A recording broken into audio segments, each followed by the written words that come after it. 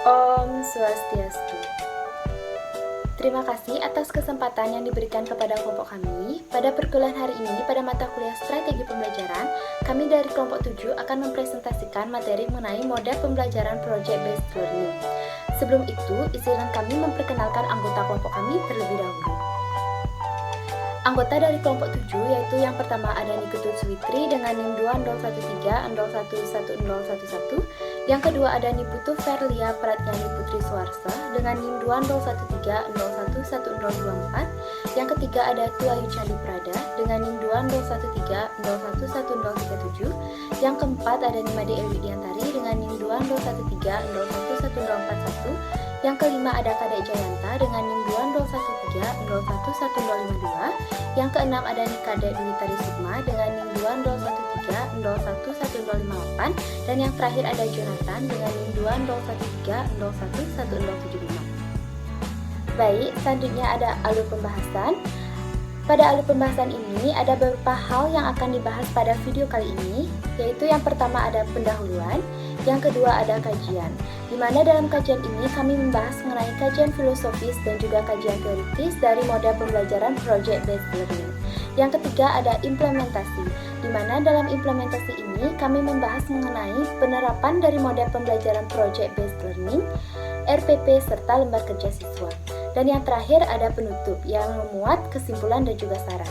Baik, lanjut saja pada pembahasan yang pertama, yaitu mengenai pendahuluan. Kita ketahui bahwa pendidikan adalah kebutuhan setiap manusia, maka dari itu pendidikan menjadi bidang yang paling diperhatikan di setiap negara. Pada dasarnya, pendidikan menjadi salah satu faktor penting dalam menentukan kemajuan bangsa. Terlebih lagi, seiring perkembangan zaman, kebutuhan manusia akan pendidikan juga berkembang, seiringan ditambah lagi paradigma sumber daya manusia, sangat dituntut untuk mampu berpikir kritis, kreatif, komunikatif, dan berkolaborasi atau 4C, yaitu Critical Thinking, Creativity, Collaboration, and Communication. Dalam memenuhi hal tersebut, pengembangan kurikulum, penyesuaian model pembelajaran, dan berbagai hal mengenai pendidikan terus dikembangkan untuk mewujudkan sumber daya manusia yang berkualitas. Implementasi pemodelan pembelajaran secara spesifik diterapkan oleh pendidik melalui interaksi dalam proses belajar mengajar. Dewasa ini, pemilihan model pembelajaran yang tepat dalam pelaksanaan kegiatan belajar mengajar jarak jauh dengan sistem daring. Adanya pandemi COVID-19 saat ini mengubah tatanan keberlangsungan pendidikan sehingga pendidik perlu jeli dalam menyiapkan metode-metode pembelajaran yang tepat guna menunjang proses pembelajaran yang dapat mewujudkan tujuan pendidikan tertentu. Nah, pada model pembelajaran berbasis proyek atau model pembelajaran Project Based Learning adalah salah satu model pembelajaran yang dapat diterapkan dalam menunjang pembelajaran di era baru ini. Baik, sekian dari saya, dan untuk materi selanjutnya akan disampaikan oleh rekan saya. Terima kasih. Baik, terima kasih atas waktu yang diberikan kepada saya. Di sini saya akan melanjutkan materi, yaitu tentang kajian filosofis dan kajian teoritis. Yang pertama yaitu kajian filosofis. Pada penerapannya, dalam pembelajaran di mana guru dan peserta didik dapat bekerja sama, mendesain proyek, merancang perencanaan proyek, dan menyusun jadwal. Untuk memandu pembelajaran ini, maka guru dapat mendesain instrumen-instrumen lembar kerja peserta didik, karena pelaksanaan pembelajaran umumnya dilakukan sebagai tugas di luar tatap muka, kecuali pelaporan hasil proyek. Untuk penilaiannya, guru harus menyiapkan instrumen penilaian proyek. Pembelajaran berbasis proyek memberikan kesempatan untuk memperluas pengetahuan dan mengembangkan keterampilan melalui pemecahan masalah dan investigasi. Pada Project Based Learning, peserta kurs dapat mempraktikkan pengambilan keputusan berdasarkan masalah dari kehidupan nyata. Peserta kurs juga dapat mengembangkan keterampilan berpikir kritis, lalu mengaplikasikan pengetahuan untuk membuat sebuah proyek yang akan memecahkan masalah yang disajikan. Nah, di model pembelajaran Project Based Learning akan diterapkan sesuai dengan teori belajar yang sudah ada. Adapun teori belajar yang melandasi model pembelajaran Project Based Learning yaitu yang pertama, teori belajar konstruktivisme menurut Jean Piaget. Piaget mengemukakan bahwa secara umum semua anak berkembang melalui urutan yang sama, meskipun jenis dan tingkat pengalaman mereka berbeda satu sama lain. Perkembangan mental anak terjadi secara bertahap dari tahap satu ke tahap yang lebih tinggi. Berkaitan dengan perkembangan moral, Piaget mengemukakan dua tahap perkembangan yang dialami oleh setiap individu. Tahap yang pertama disebut heteronomos atau realisme moral. Nah, dalam tahap ini, seorang anak cenderung menerima begitu saja aturan-aturan yang diberikan oleh orang-orang yang berkompeten untuk itu. Dan tahap yang kedua, yang disebut autonomous morality atau independensi. Nah, dalam tahap ini, seorang anak akan memandang perlu untuk memodifikasi aturan untuk disesuaikan dengan situasi dan kondisi yang ada. Pandangan Piaget, tahap-tahap kognitif mempunyai kaitan yang sangat erat dengan 4 karakteristik. Yang pertama yaitu, setiap anak pada usia yang berbeda akan menempatkan cara-cara yang berbeda secara kualitatif, utamanya dalam cara berpikir atau memecahkan permasalahan yang sama. Yang kedua yaitu, cara berpikir antara anak satu dengan yang lain seringkali dapat dilihat dari cara mereka menyusun kerangka berpikir yang saling berbeda. Dalam hal ini, ada serangkaian langkah yang konsisten dalam kerangka berpikirnya, di mana tiap-tiap anak akan berkembang sesuai dengan tingkat perkembangan usianya. Yang ketiga yaitu, masing-masing cara berpikir akan membentuk satu kesatuan yang terstruktur. Ini berarti pada tiap tahap yang dilalui seorang anak akan diatur sesuai dengan berpikir tertentu. Piaget mengakui bahwa cara-cara berpikir atau struktur tersebut pada dasarnya mengendalikan pemikiran yang berkembang. Yang keempat yaitu, tiap-tiap urutan kognitif pada dasarnya merupakan suatu integrasi hierarki dari apa yang telah dialami sebelumnya. Yang selanjutnya yaitu teori belajar konstruktivisme. Menurut Slavin dan Nur, teori-teori baru dalam psikologi pendidikan dikelompokkan dalam teori belajar konstruktivisme. Teori konstruktivisme ini menyatakan bahwa peserta didik harus menemukan sendiri dan mentransformasikan informasi kompleks, mengecek informasi baru dengan aturan yang tidak lagi sesuai. Menurut teori konstruktivis, ada satu prinsip yang paling penting dalam psikologi pendidikan adalah bahwa guru tidak hanya sekedar memberikan pengetahuan kepada peserta didik. Peserta didik harus membangun sendiri pengetahuan di dalam benaknya. Konstruktivis percaya bahwa pembelajar membangun pengetahuan untuk dirinya. Peran seorang pengajar sangat penting dalam teori pembelajaran konstruktivisme. Guru dapat memberikan kemudahan untuk proses ini dengan memberikan kesempatan peserta didik untuk menemukan atau menerapkan ide-ide mereka sendiri dan mengajar peserta didik menjadi sadar dan secara sadar menggunakan strategi mereka sendiri untuk belajar. Sekian dari pemaparan saya. Materi selanjutnya akan dilanjutkan oleh rekan saya. Terima kasih. Baik, terima kasih atas waktunya. Perkenalkan, nama saya Niketut Switri dengan NIM 20130111011. Di sini saya akan melanjutkan presentasi dari rekan saya, yaitu tentang teori kognisi sosial Vygotsky. Vygotsky berpendapat seperti Piaget, bahwa peserta didik membentuk pengetahuan sebagai hasil pikiran dan kegiatan peserta didik melalui bahasa.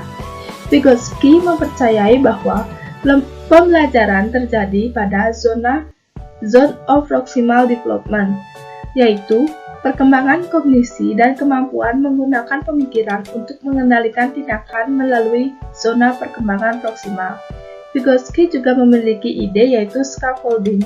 Scaffolding yakni pemberian bantuan kepada anak selama tahap-tahap awal perkembangannya untuk mengurangi bantuan tersebut dan memberikan kesempatan kepada anak untuk mengambil alih tanggung jawab yang semakin besar. Yang selanjutnya yaitu teori konstruktivisme John Dewey. John Dewey memiliki sebuah gagasan tentang konsep learning by doing. Konsep ini merupakan suatu proses perolehan dari hasil belajar dengan melakukan atau mengerjakan suatu tindakan-tindakan yang sesuai dengan tujuannya. Konsep John Dewey ini memiliki kaitan dengan model pembelajaran project-based learning. John Dewey menguatkan teori konstruktivisme. Teori konstruktivisme ini dianjurkan kepada para pendidik untuk mendorong peserta didik terlibat dalam suatu proyek atau tugas yang berorientasi masalah dan membantu peserta didik untuk menyelidiki permasalahan-permasalahan intelektual dan sosial. Selanjutnya yaitu teori David Ausubel. Teori David Ausubel atau dapat dikenal dengan teori belajar bermakna merupakan suatu proses mengkaitkan suatu informasi baru pada konsep-konsep relevan yang terdapat dalam struktur kognitif seseorang. David Ausubel mengelompokkan belajar menjadi dua, yaitu belajar menghafal dan belajar bermakna. Belajar menghafal, seorang peserta didik belajar dengan menghafal, maka peserta didik tersebut berusaha menerima dan menguasai bahan yang diberikan oleh pendidik atau dibaca tanpa makna. Yang kedua yaitu belajar bermakna. Belajar bermakna menanamkan peserta didik harus memiliki konsep awal untuk menyelesaikan suatu proyek atau permasalahan nyata dari permasalahan nyata. Baik, sekian presentasi dari saya. Materi selanjutnya akan dilanjutkan oleh rekan saya. Kajian teoritis.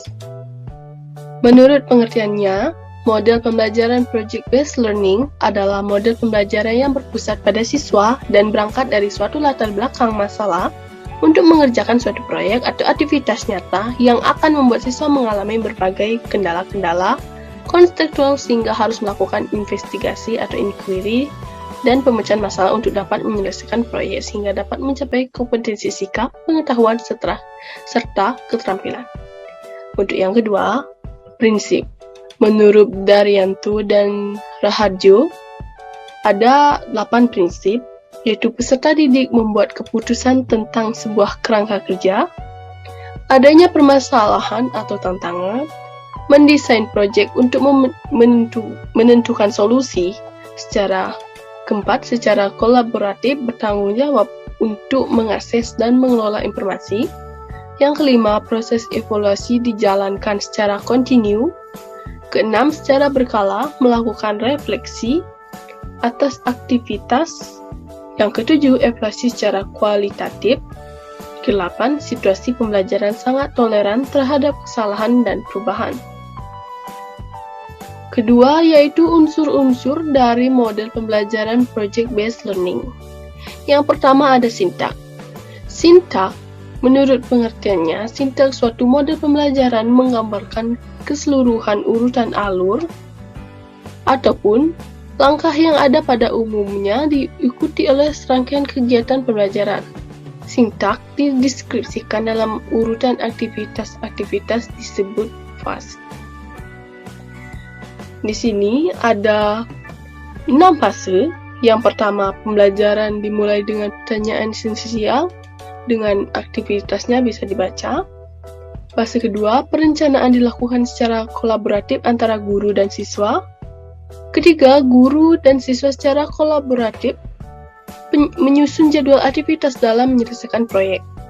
Keempat, guru bertanggung jawab untuk melakukan monitor terhadap aktivitas siswa selama menyelesaikan proyek. Fase kelima, penilaian. Dan terakhir, fase keenam, mengevaluasi. Yang kedua, pada unsur-unsur dari model pembelajaran project-based learning, yaitu sistem sosial. Sistem sosial yang dikembangkan selama pembelajaran model project-based learning adalah memberikan keleluasan kepada siswa mengenai proyek yang dikerjakan. Yang ketiga, prinsip reaksi. Reaksi utama yang diharapkan dari guru adalah mengusahakan membangkitkan kemampuan kritis, kreatif, dan produktif siswa sebagai alat proses berpikir. Yang keempat, sistem pendukung. Sistem pendukung untuk model pembelajaran project-based learning antara lain model pembelajaran seperti LKS atau lembar kerja siswa yang akan mengarahkan siswa untuk menyelesaikan suatu permasalahan, buku penunjang materi, dan alat lainnya yang diperlukan untuk melaksanakan pembelajaran. Dan yang terakhir pada unsur-unsur dari model pembelajaran, yaitu dampak instruksional dan pengiring. Pada dampak instruksional, menurut pengertiannya adalah dampak langsung terhadap hasil pembelajaran yang sesuai dengan tujuan yang telah ditentukan. Untuk model pembelajaran Project Based Learning atau PBL akan membuat siswa memahami konsep dengan lebih mendalami, menjadi lebih aktif, dan berhasil memecahkan problem-problem yang kompleks.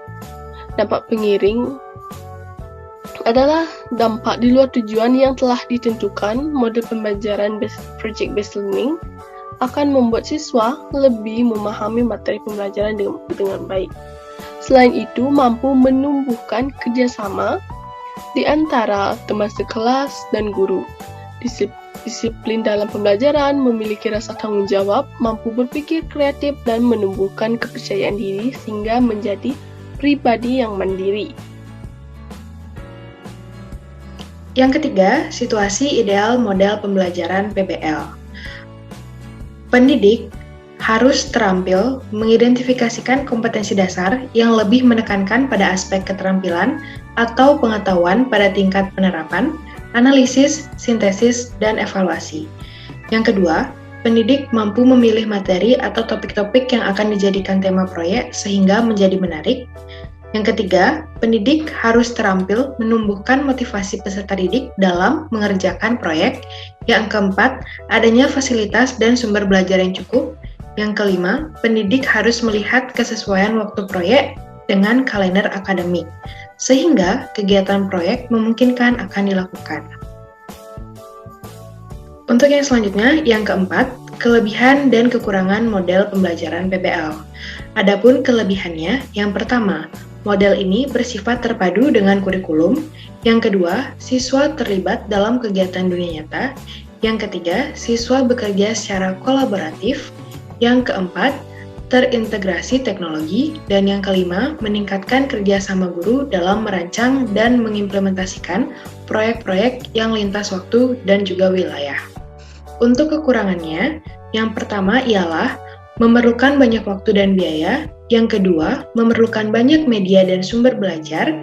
Yang ketiga, memerlukan guru dan siswa yang sama-sama siap belajar dan berkembang. Dan yang keempat, ada kekhawatiran siswa hanya akan menguasai satu topik tertentu yang dikerjakannya. Baik, terima kasih. Saya akan menjelaskan materi berikutnya, yaitu bab 3, implementasi. 3.1 penerapan di kelas.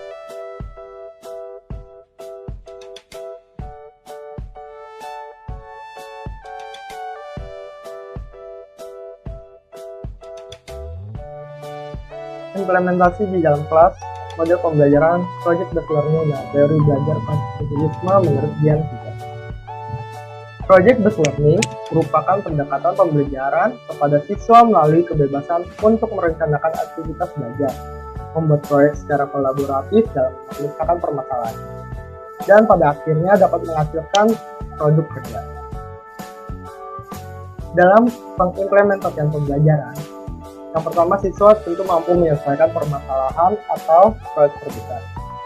Yang kedua, dalam pembelajaran tidak hanya terpusat kepada siswa, melainkan guru juga harus mampu memfasilitator atau memberi dorongan kepada semua siswa yang kurang bersemangat beraktivitas.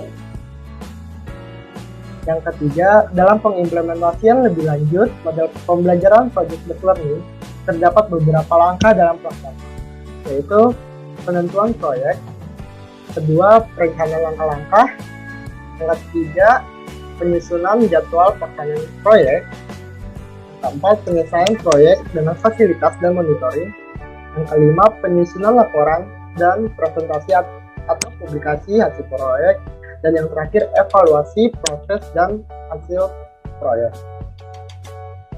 Yang keempat, dalam pengimplementasian di dalam kelas, RPP dan LKS dapat dibuat agar sebagai acuan untuk menerapkan model pembelajaran project based learning. 3.2 RPP atau Rencana Pelaksanaan Pembelajaran. Dalam Rencana Pelaksanaan Pembelajaran atau RPP terdapat beberapa hal. Yang pertama, kompetensi inti, yang kedua, kompetensi dasar, yang ketiga, indikator pencapaian kompetensi, yang keempat, tujuan pembelajaran, Yang kelima, media pembelajaran yang terdiri dari alat atau bahan dan sumber belajar. Dan yang keenam, kegiatan pembelajaran, dan yang terakhir, penilaian. Berikut merupakan contoh rencana pelaksanaan pembelajaran.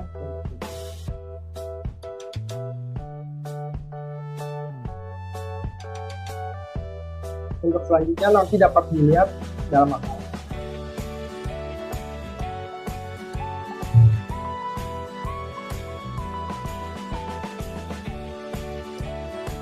Dan berikut merupakan contoh sumber kerja siswa LKS kelompok 7. Untuk LKS lengkapnya dapat juga dilihat dalam makalah.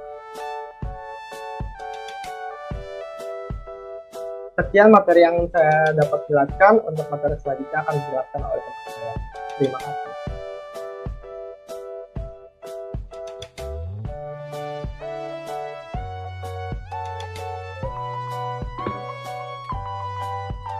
Baik, selanjutnya saya Jayanta akan memaparkan bagian penutup, yakni mengenai kesimpulan dan saran mengenai model pembelajaran berbasis proyek.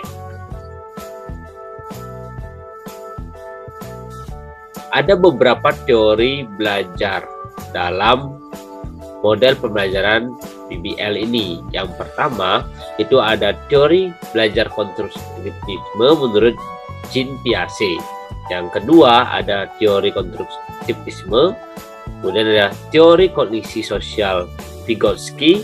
Kemudian juga ada teori belajar konstruktivisme dari John Dewey.